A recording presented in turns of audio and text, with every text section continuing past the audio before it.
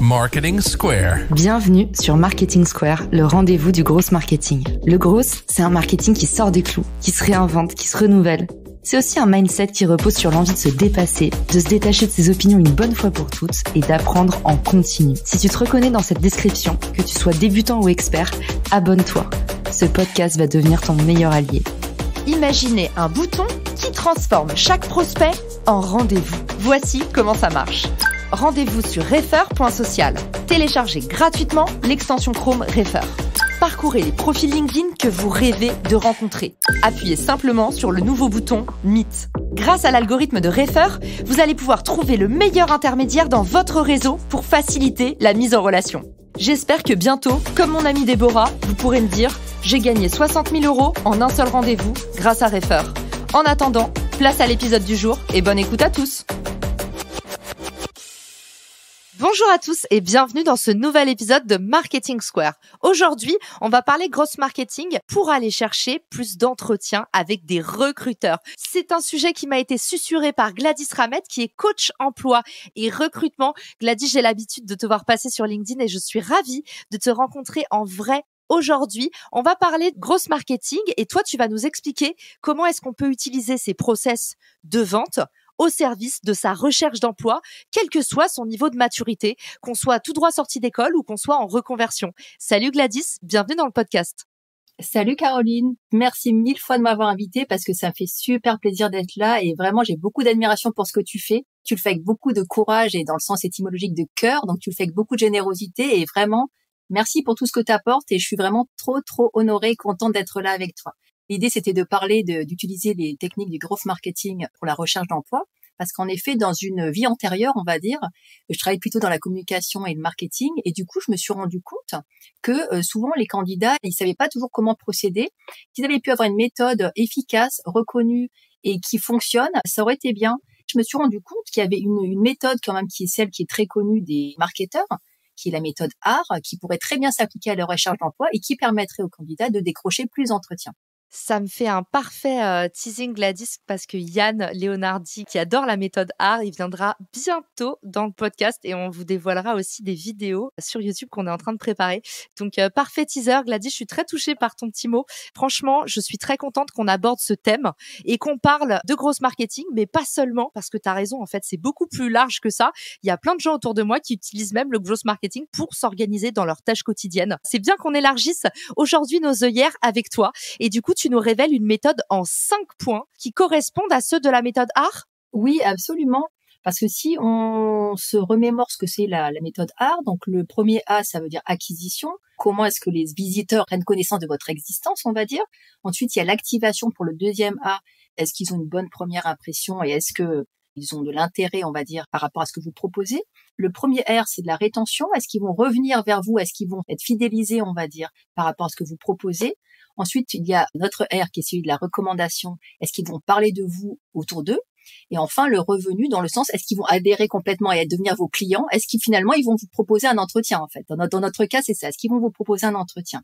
Effectivement, on peut faire vraiment un parallèle entre cette méthode marketing et le fait de rechercher un emploi et de décrocher des entretiens. Génial. Donc aujourd'hui, tu nous présentes la méthode pour finalement attirer, fidéliser et même créer de la viralité. On est tout oui. Gladys, le micro est à toi. Alors tout d'abord, en fait, le A donc d'acquisition, on va dire, c'est le moment où les recruteurs arrivent. Donc là, la mission du candidat, c'est de se rendre visible, de se mettre dans le radar du recruteur. Alors là, j'ai envie de prendre une petite métaphore que tout le monde va comprendre. Imaginez, vous êtes Bambi. L'idée, c'est pas d'aller vous cacher dans la forêt, c'est vraiment de sortir dans la clairière parce que si on part du principe que le recruteur, c'est un chasseur, il a besoin de vous voir. Vous sortez dans la clairière, en l'occurrence, ça pourrait être un salon de l'emploi. Il y a quand même une plateforme d'acquisition qui est plutôt faite pour ça, qui est LinkedIn. Donc moi, je recommande d'y aller et vraiment d'avoir un profil nickel. Je sais que tu avais fait un autre épisode, j'ai vu là-dessus, sur la manière de pouvoir optimiser son profil LinkedIn et je l'avais écouté avec beaucoup d'intérêt. Tout d'abord, déjà, donc se rendre visible, c'est avoir un bon profil LinkedIn. C'est aussi participer aux lives qui sont organisés, qui peuvent être aussi bien ceux faits par des recruteurs, par des futurs N+1 qui sont de votre métier. Ça peut être aussi des lives organisés par les entreprises qui vous intéressent. Dans tous les cas, en fait, vous créez une interaction avec le recruteur en leur montrant que vous existez. Donc, ils se retrouvent exposés à vous d'une manière ou d'une autre. C'est ça, en fait, le début de l'acquisition. Il faut faire gagner du temps au recruteur en affichant ce que vous cherchez. C'est-à-dire, il faut afficher très rapidement quelle est votre valeur ajoutée et bien prendre en compte ses besoins. Lui, ce qu'il veut savoir, en fait, le recruteur, c'est quelle est votre valeur ajoutée, quelles sont vos compétences, qu'est-ce que vous cherchez. Il ne doit pas avoir de doute, en fait, sur votre identité professionnelle et sur votre situation professionnelle actuelle. Donc, l'acquisition, elle se passe là, en fait. C'est être visible des recruteurs et rentrer dans le game, on va dire. Donc l'étape 1, c'est finalement trouver son why, sa raison d'être. On a fait un épisode sur le sujet, donc je vous invite à le consulter dans la description.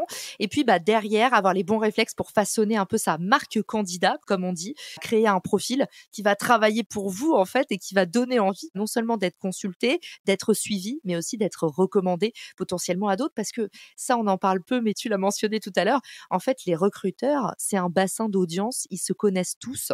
Forcément, à partir du moment où potentiellement tel job va pas le faire. Si vous avez eu un bon contact avec ce recruteur, rien ne dit qu'il ne va pas passer votre CV pour un autre job dans 1 heure, un jour ou peut-être 2 ans. Mais en tout cas, on entend souvent des histoires comme ça.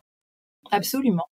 Et du coup, une fois que vous avez fait cette première étape d'acquisition, en fait, on passe à l'activation. L'activation, c'est le moment où les recruteurs comprennent votre valeur ajoutée. Donc, votre mission à vous de candidat, c'est de faire en sorte que les recruteurs vous intègrent dans leur base de données. Vous pouvez le faire de 2 manières, en fait. Vous pouvez le faire de manière inbound, c'est-à-dire que les recruteurs viennent à vous. L'idée, c'est par exemple comment vous pouvez le faire d'une manière concrète, c'est de publier régulièrement sur LinkedIn. Après, j'expliquerai plus bas comment on peut faire de manière simple, sans que ça devienne une usine à gaz. Vous pouvez le faire d'une autre manière, vous pouvez faire d'une manière outbound, c'est-à-dire que là, c'est vous qui allez vers le recruteur. Vous lui envoyez des demandes de connexion. Je précise que quand je dis le recruteur, ça peut être aussi bien un recruteur dont c'est le métier, comme un chasseur de tête, un cabinet de recrutement, un recruteur en entreprise, mais ça peut être aussi un potentiel N+1. Si par exemple vous cherchez un poste de product manager, par exemple, n'hésitez pas à aller contacter des CPO ou des head of product, allez chercher des gens qui sont potentiellement votre futur patron, parce qu'en fait, ça ne se passe pas que par les recruteurs, en fait, le recrutement. Il y a vraiment toutes sortes de gens qui recrutent en direct et qui sont intéressés, même qui recommandent des profils aux recruteurs. Comme je disais, donc l'idée, c'est que les recruteurs comprennent votre valeur ajoutée. Dans les 2 cas, que ce soit vous qui les demandiez en contact ou que ce soit eux qui viennent à vous, en fait, ils vont vous faire entrer dans leur vivier, ils ont compris que vous existiez, ils savent en quoi, entre guillemets, vous pouvez leur être utile, quelle est votre valeur. Ça, c'était la 2e étape. La 3e étape, c'est la rétention. La rétention, c'est comment est-ce que vous allez faire pour que le recruteur pense à vous. Parce que c'est bien beau d'être dans sa base de données, mais il faut qu'il pense à vous. Là, j'ai une image que j'adore, en fait, qui est votre mission à ce moment-là, c'est qu'il faut que vous dormiez dans la tête du recruteur. Et moi, il y a des candidats qui me l'ont fait, ce truc-là. Ils m'ont contacté régulièrement et ils dormaient dans ma tête. C'est-à-dire que dès que j'avais un poste, je pensais à eux, j'en donnais des informations sur eux, je savais qui ils étaient et je savais très clairement ce qu'ils voulaient. Donc, ils dormaient vraiment dans ma tête. Donc, votre mission, c'est ça, c'est de faire ça avec le recruteur. Donc, comment vous faites ça concrètement? Il faut entretenir la relation avec le recruteur. Soit vous lui envoyez des emails en donnant des nouvelles de votre actualité. Imaginez que vous avez fait une formation, informez-le. Envoyez des messages sur LinkedIn régulièrement tous les 2 mois, on va dire, ou s'il y a un événement, les fêtes de fin d'année, les vœux, enfin des choses comme ça. N'hésitez pas. Donnez une actu. Aussi également, poster régulièrement du contenu sur LinkedIn. Moi, je recommande de le faire 5 fois par semaine. Alors, vous allez me dire, c'est peut-être beaucoup quand c'est pas son métier ou qu'on n'a pas que ça à faire. Quand je dis poster, ça peut être très court. On n'est pas obligé de faire des tartines ou de faire des espèces de posts qui sont de la littérature. Pourquoi je dis 5 posts? Parce qu'on peut en faire 3, entre guillemets, d'autorité. Ce que je veux dire par là, c'est des posts qui mettent en avant votre compétence, votre expertise autour d'un sujet d'actualité. Imaginons, vous venez de découvrir dans la presse qu'il y a un nouveau Elon Musk a finalisé le rachat de Twitter, par exemple. Vous êtes dans les réseaux sociaux ou dans le marketing, vous pouvez rebondir dessus et dire tout de suite, bon voilà, moi, je rebondis là-dessus, voilà ce que j'en pense. Mais humblement, ne vous dites pas, il faut que je devienne un expert et que je fasse une espèce de thèse sur le sujet. Faites quelque chose de simple qui montre que vous êtes en connexion avec l'actualité et que vous êtes curieux, intéressé et que vous n'êtes pas dans une grotte et que vous voyez ce qui se passe un petit peu dans le monde aussi. Vous pouvez faire un autre post qui est un post plus de promotion où là, vous dites clairement ce que vous recherchez comme post sous forme de vidéo, sous forme de carrousel, ou vous pouvez même vous amuser à répondre aux questions des recruteurs du genre, vous faites un carrousel où vous répondez. Vous pouvez le faire sous forme de vidéo si vous êtes à l'aise. Vous pouvez faire un petit short avec 1 minute où vous racontez pourquoi vous et pas un autre. Après, bon, on se met là où on est à l'aise. L'idée, c'est pas d'aller se faire violence et de faire que ça devienne pas quelque chose qui est douloureux, quoi. On est d'accord. C'est de faciliter la vie des gens aussi. Et n'hésitez pas aussi à faire des posts, par exemple, en coulisses, comme on dit, c'est-à-dire un post, vous racontez une anecdote. Moi, je connais des candidats qui font des choses super dans leur vie privée, genre être entraîneur d'une équipe de football féminin. J'avais un candidat comme ça. Il m'a dit, mais je vais pas raconter ça, quoi. Mais je dis, mais bien sûr que si, quoi. Bien sûr que si qu'il faut raconter ça. Ça nous intéresse. On veut vous connaître. On veut savoir qui vous êtes dans votre vie perso, vos activités. Ça nous intéresse vraiment en tant que recruteur. Vraiment. Toi, tu nous dis étape numéro 1, commencer par avoir une bonne base, c'est-à-dire qu'on comprenne bien clairement quel est le profil du candidat, qu'on puisse un peu deviner ses soft skills. Deuxièmement, aller de façon proactive, contacter des recruteurs. Troisième partie, tu nous dis, c'est ce qu'on appelle dans le jargon marketing le nurturing. On va aller nourrir le lien et là, tu nous dis en fait, pour créer cette confiance, c'est important de vous livrer. L'idée, c'est quand même de rester professionnel. Il faut que ce soit en lien. Commencez pas à raconter des choses qui n'ont rien à voir avec le domaine professionnel que vous visez. Mais en tout cas, voilà, n'hésitez pas à raconter, à partager un peu des histoires de vie, ce qui a fait que potentiellement, vous vouliez aller dans cette direction plutôt qu'une autre direction. Si par exemple, vous voulez bosser dans le partenariat, qu'est-ce qui a fait que dans votre vie, la collaboration, ça a complètement changé la personne que vous étiez avant vers la personne que vous êtes aujourd'hui. Ça, Gladys, elle nous dit, n'hésitez pas être avare et à vous livrer pour de vrai, sans être des magots, bien sûr, parce que attention, LinkedIn n'aime pas les profils trop des magots. Et puis deuxièmement, tu nous dis aussi un truc que j'ai adoré, faut poster jusqu'à 5 fois par semaine. Et moi, c'est un truc que je dis toujours à mes clients, on me dit, ah oui, mais est-ce qu'on peut poster une fois par jour, c'est trop fatigant. En très général, en très macro, votre investissement est proportionnel à vos résultats. La nature est bien faite. Si vous voulez avoir plus de chances de vous faire repérer, si vous voulez avoir plus de chances de faire des bons contenus, le mieux, c'est de produire beaucoup. Effectivement, et ça fait une bonne transition avec la quatrième étape qui est donc la recommandation. La recommandation, c'est qu'en fait, tout simplement, les gens, quand on dit les gens, ça veut un peu tout et rien dire, mais en l'occurrence, dans notre cas, ça peut être les recruteurs, des N+1 potentiels, ou même n'importe qui sur LinkedIn qui commence à vous connaître, peut parler de vous dans son propre réseau. En fait, vous pouvez procéder de la manière suivante. Soit vous faites un bouche-oreille, on peut dire orchestré. C'est-à-dire que vous demandez des recommandations sur LinkedIn aux gens que vous connaissez et ils vont vous mettre des recommandations sur votre profil LinkedIn. Ou bien, dans votre propre CV, vous mettez des recommandations avec des références de personnes qui vous connaissent. Ou même, lorsque vous faites un post, moi, je vous invite à carrément demander en amont à une de vos références, si vous pouvez la taguer, et qu'elle puisse rebondir sur votre post. Comme ça donne un signal faible, voire fort au recruteur, que cette personne qui est référente en poste et sérieuse, entre guillemets, que moi je connais, on va dire, elle valide ce candidat parce qu'en fait, elle s'intéresse à lui, elle interagit avec lui, donc c'est quelqu'un de sérieux, donc je peux le considérer comme quelqu'un de professionnel.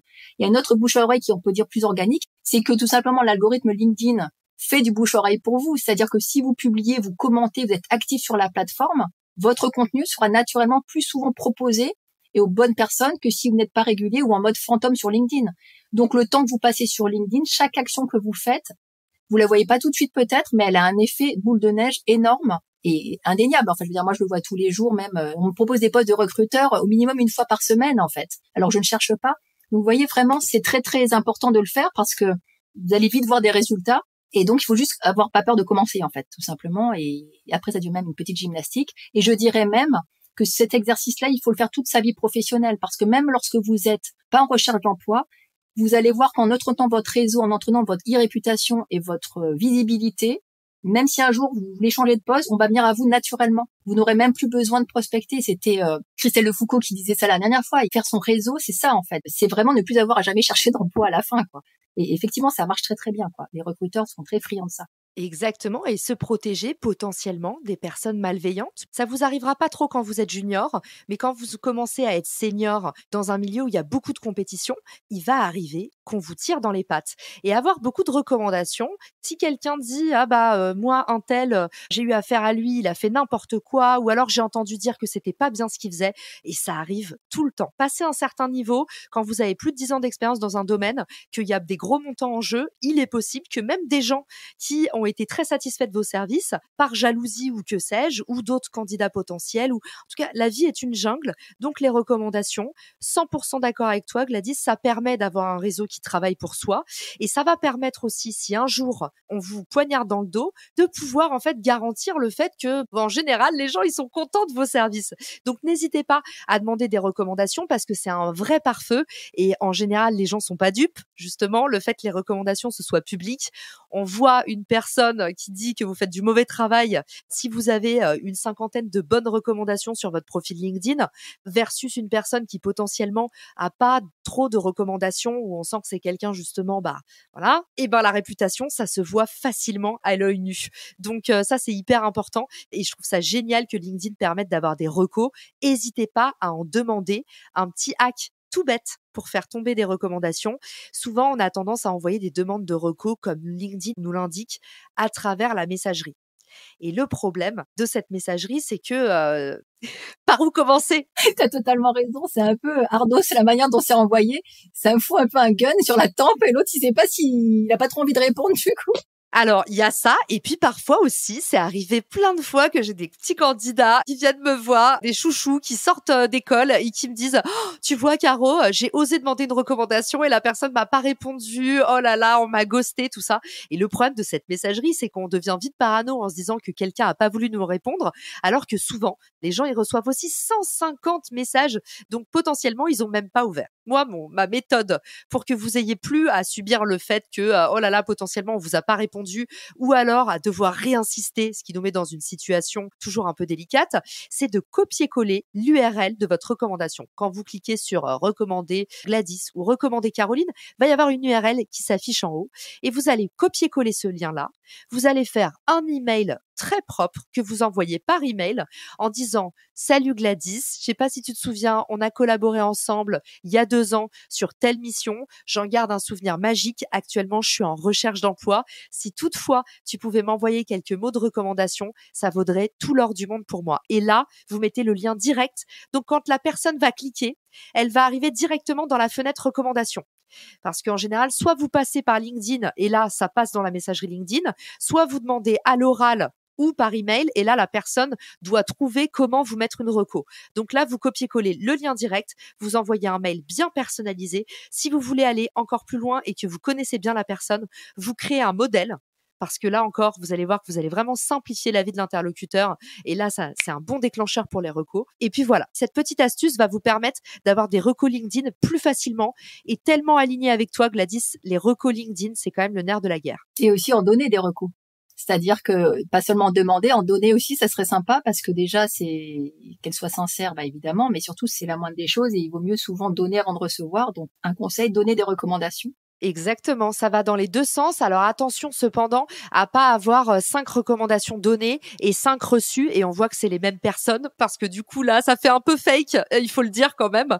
Et essayez aussi d'avoir plus de recommandations reçues que données, mais par contre oui, pratiquez à fond les recommandations. Et d'ailleurs, un truc que je fais souvent qui marche du feu de Dieu, c'est d'envoyer des recos à des gens qui vous l'ont pas demandé. Ça, vous verrez l'effet magique, à quel point ça va toucher les gens. Par exemple, mon alternante, elle est partie en août, Emma, elle a pas eu besoin de me le demander, je lui ai envoyé une recommandation. Et ça, en fait, c'est hyper puissant et vous allez voir à quel point ça touche les gens quand vous leur faites la surprise comme ça. Et pas seulement des gens qui sortent de chez vous, de vos entreprises, aussi des gens avec qui vous avez adoré travailler. Je pense notamment à Florence Grégeois ou à même des créateurs de contenu avec lesquels j'ai bossé. Ben voilà, n'hésitez pas à envoyer comme ça, pour le plaisir, sans que ce soit sollicité. Vous verrez à quel point ça va toucher les gens en face de vous. Vous verrez à quel point ils vont s'en souvenir longtemps. Ah oui, c'est une excellente idée. Je vais le faire. Je n'avais pas pensé, pas vraiment, mais pourtant c'est tellement, ça fait plaisir à celui qui le fait en plus, quoi. C'est génial.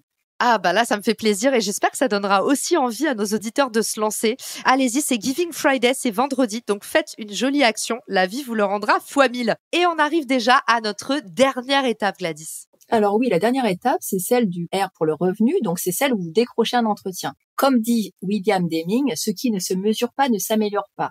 Donc l'idée, c'est d'aller traquer quand même les indicateurs de performance de vos actions. C'est-à-dire que plutôt que de naviguer au fil de l'eau, il va falloir analyser ce qui marche bien, ce qui marche moins bien, l'améliorer et recommencer avec des meilleures actions. Par exemple, pour l'acquisition, demandez-vous combien d'actions vous avez menées sur LinkedIn cette semaine. Combien de temps ça vous a pris? Comment vous pouvez améliorer ça? Par exemple, est-ce que vous pouvez pas faire un post plus court, tout simplement? Pour l'activation, demandez-vous combien de nouveaux contacts vous avez gagnés cette semaine. Combien sont en lien avec ma recherche d'emploi? Pour après la rétention, demandez-vous combien j'ai contacté de recruteurs cette semaine. Combien sont venus à moi? Combien se sont inscrits à ma newsletter si vous faites une newsletter métier qui vous est propre? Combien ont activé la cloche pour me suivre? Combien de fois ai-je commenté les posts de recruteurs ou potentiels N+1? Pour la recommandation, c'est pareil. Combien j'en ai demandé, combien j'en ai reçu, mais c'est surtout est-ce que j'ai fait l'action de demander, est-ce que j'ai bien commenté des personnes reconnues, etc. Et enfin, donc pour le revenu, c'est-à-dire le moment où vous décrochez un entretien, la manière de voir si c'est performant ou pas, c'est déjà de traquer l'indicateur de performance en quantitatif, c'est-à-dire demandez-vous combien de retours de recruteurs vous avez obtenus. Combien se sont transformés réellement en entretien effectif, c'est-à-dire téléphonique, visio ou face à face. Faites une sorte de petite analyse qualitative, c'est-à-dire quel est le retour des recruteurs. Comme ça, vous saurez ce qui marche ou ce qui marche pas. Par exemple, si vous voulez avoir un meilleur feedback des recruteurs, demandez-leur poliment, mais sans avoir l'air d'insister. Imaginons quelqu'un vous dit non, en fait. Mais n'hésitez pas à leur dire, mais en prenant des pincettes, en disant, je ne vous demande pas ça pour changer votre décision, mais simplement, est-ce que vous pouvez me dire, en fait, est-ce que j'aurais quelque chose que je pourrais améliorer dans ma candidature qui peut-être, je peux travailler dessus. Ça me ferait vraiment très utile. Est-ce que vous pouvez me dire ça juste en 20 secondes? Ça me ferait vraiment très plaisir. Ça serait très utile pour moi. Il y a vraiment, à moins que la personne soit un monstre, et c'est pas vrai, c'est souvent pas le cas. Normalement, la personne va vous dire ce qui va pas. Et même s'il vous le fait pas, il verra que vous êtes quelqu'un qui veut s'améliorer. Et même s'il répond pas, s'il vous le dit pas, ça sera toujours une bonne impression à laisser de toute façon au recruteur. Exactement. Et souvenez-vous que les messages LinkedIn, notamment, ne s'effacent pas. Donc, qui sait, à vie, en fait, on verra une trace de la façon dont vous vous êtes conduit face à ce recruteur. Donc ça, les recruteurs, souvent, des années après, ils vont aller taper dans la barre de recherche et ils vont se dire « Ah, mais j'avais rencontré un petit mec super qui bossait dans le marketing digital. » Et ils vont aller retomber sur cet échange où, même si on vous a pas sélectionné, par exemple, vous avez dit « Bah, Jean-Michel, c'était quand même un bonheur d'échanger avec toi et n'hésite pas, j'espère que nos chemins se recroiseront. En tout cas, j'adorerais travailler avec un manager comme toi. » Bon, alors vous allez me dire, Caro, t'es un peu une cire-pompe, on sent ton côté américain, mais en tout cas, vous avez compris, l'idée, c'est votre comportement laisse des traces. Je crois que quand tu commences ta carrière, en tout cas, t'es trop peu conscient du fait que tout ce que tu fais, en fait, c'est un petit monde et tu peux être contacté même des années après. Moi, on m'a contacté sur des jobs jusqu'à 4 ans après. Je me souviens à l'époque, c'était pour bosser chez The Couples. J'ai décliné un stage et en fait, au lieu de dire, comme font beaucoup d'étudiants, notamment que j'accompagne, ah bah, j'ai pas répondu parce que au final, je le prends pas. Pire réflexe, si vous avez accroché pendant l'entretien, si vous avez envie de travailler avec des gens, même si vous déclinez, ou même si eux, ils ont décliné pour l'instant votre candidature, n'oubliez pas, vraiment, accrochez-vous et envoyez toujours des messages polis. Parce que croyez-moi, la roue va tourner, même si vous n'avez pas signé ce job 7 fois, on pourrait repenser à vous plus tard. Absolument. Et puis ça joue toujours en votre faveur, donc de toute façon ça laisse des traces positives et comme tu dis, oui, c'est toujours bien d'être professionnel, y compris quand on cherche un emploi, pas seulement quand on est en poste, mais aussi quand on recherche le job en fait. Tu nous disais, les 2 derniers points de la méthodologie, c'était avoir des recommandations, donc du referral, et puis pratiquer le test and learn et mesurer en permanence. Ben moi, j'aimais bien dire, voilà, étape bonus, la 6, pour créer vraiment une présence qui travaille pour vous, c'est aussi bien traiter même les gens qui vous déclinent ou même les gens que vous déclinez, parce que je trouve que ça, c'est un petit peu la partie parfois qu'on néglige. Et finalement, c'est très gross comme comportement de dire, bah, aujourd'hui, il n'y a rien qui se perd, continuez à alimenter d'autres choses, peut-être, pourquoi pas. Alors là, je vais vraiment loin dans mon raisonnement, mais c'est un truc qui fait mouche. N'hésitez pas à dire si vous déclinez un job, mais vous savez quoi? J'ai un super profil à vous recommander.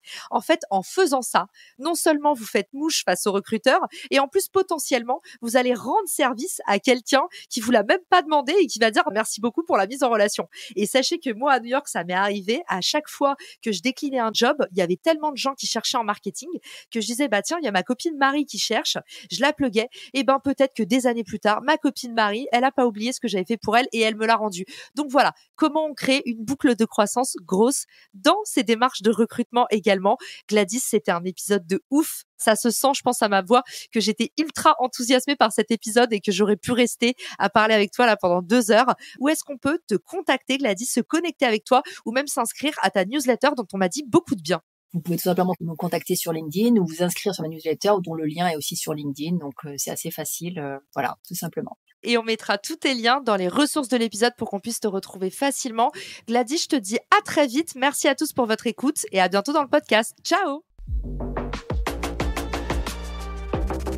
Si cet épisode te plaît, tu peux le partager en me taguant ou lui laisser 5 étoiles sur Apple Podcast.